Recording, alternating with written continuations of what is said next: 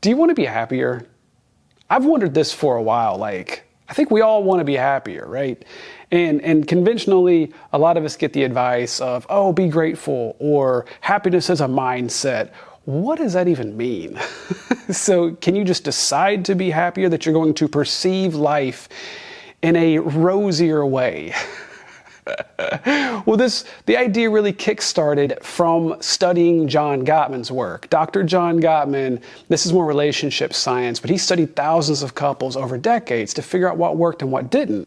His work, along with other researchers, led to discoveries of characteristics that indicate with 90% or more accuracy what couples will stay together and what couples will experience a rupture in their relationship. So I wondered, has this same type of work, have these same studies been conducted on positivity and happiness?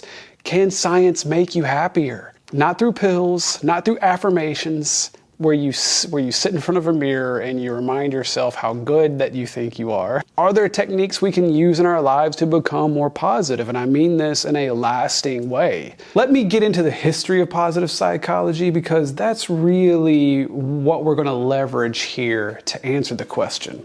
There was this guy who was doing these studies. His name was Martin Elias Peter Seligman. For brevity's sake, we're going to call him Dr. Marty. Doc Marty. It's such a weird thing. Why would I say that? We're just going to go with it, obviously.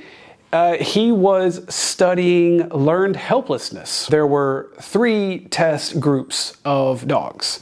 The first group was exposed to an unpleasant circumstance. They had power to affect the outcome. They could stop it by pressing a lever. The second group was yoked to the first group, but they had no control to stop the unpleasant circumstance. Second group had no control over it. The third group didn't experience the unpleasantness at all. So after the initial conditioning, the groups were brought back in. This time, the dogs could escape the situation by jumping over a low barrier. The second group that had no control, over 80% laid there, did not try to escape. They had learned helplessness. The great news is that these animals quickly unlearned helplessness too. They were reconditioned quickly afterward. And this made Doc Marty wonder, can we also learn positivity? That's why you tuned in, right? Well, I'm going to show you how.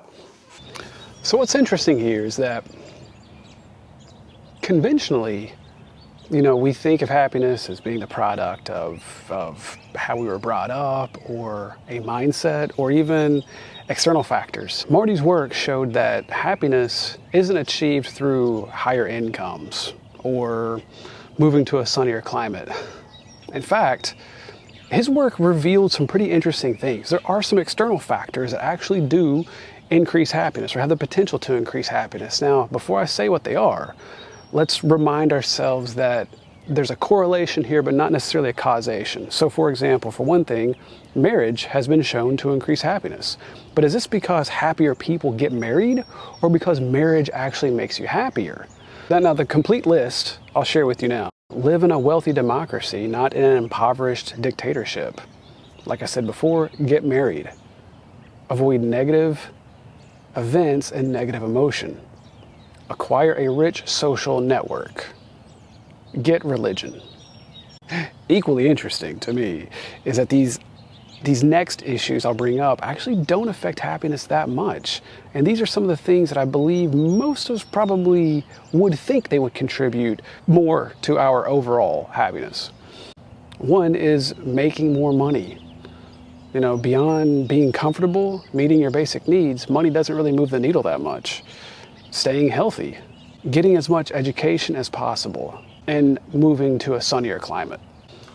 And I think what's important to remember regarding these external factors is probably the biggest reason why they don't move the needle that much, or may not, is because you bring you wherever you go. You are still you, whether you are rich or poor, whether you move to a sunnier climate, even whether you get married, you are still you.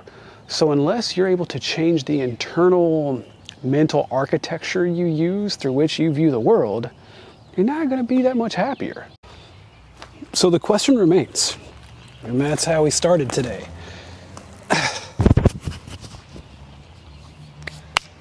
can science make you happier?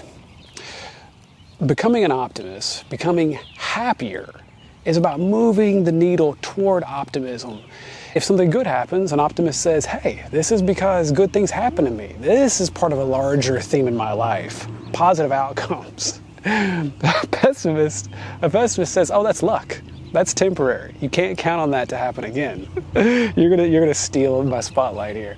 Rather than look at your regrets, you reframe those into resources for the lessons you have learned in life. It's also important to really look at the components of joy and happiness. There are really two things that are important to keep in mind. Pleasure, which is sensory-based, like your sense of taste, your sight. They are temporary. So pleasures occur in the moment, and then once the event is over, they're gone.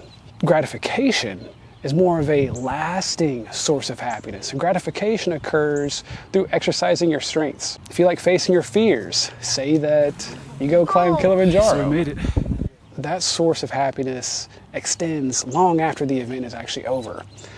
Okay, speaking of gratification, here is a wild piece of research. The younger people are exposed to flow, where they find gratification in what they're doing. You're observing, you're not even thinking, you're just in the moment. The more a young person's exposed to that, with whatever task it is, the more resilience they build up, and they suffer from less episodes of depression, mental illness later in life. So it's really important to feed gratification, to feed flow as a source of immunity against a lot of the curveballs life's going to throw at you. In summation, you can become happier, and how to become more resilient against unhappiness, against pessimism. The idea, again, to look at the different eras of our lives and find more contentment, more gratitude, and more hope within those. Focus on building up flow, gratification, becoming more optimistic about our lives. And if you want to know more about positivity, check out this video. Or you can go to AuthenticHappiness.com. You can take the quiz and you can learn where you fall on the happiness spectrum. If you've enjoyed this content, please like the video, leave me a message below. Thanks.